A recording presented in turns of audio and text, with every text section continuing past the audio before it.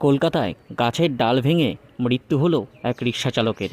ঘটনায় তীব্র চাঞ্চল্য ছড়ালো এলাকায়। এমনই চাঞ্চল্যকর ঘটনাটি ঘটেছে শুক্রবার সকাল আনুমানিক 7:30 নাগাদ। জানা যায়, শুক্রবার সকাল আনুমানিক 7:30 নাগাদ কলকাতার গলফ গ্রিন পার্ক এলাকায় একটি প্রকাণ্ড কৃষ্ণচূড়া গাছের নিচে বসে বিশ্রাম নিচ্ছিলেন রিকশা শ্রমিক অলোক কয়াল নামক, বয়স আনুমানিক 42।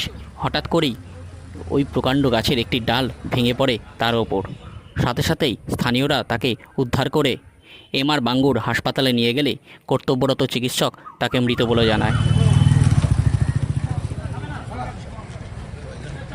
পাশাপাশি খবর পেয়ে ঘটনাস্থলে পৌঁছায় কলকাতা পৌর সংস্থার কর্মীরা। তারা গিয়ে গাছটিকে কেটে সরিয়ে রাস্তা যান চলাচল স্বাভাবিক করে।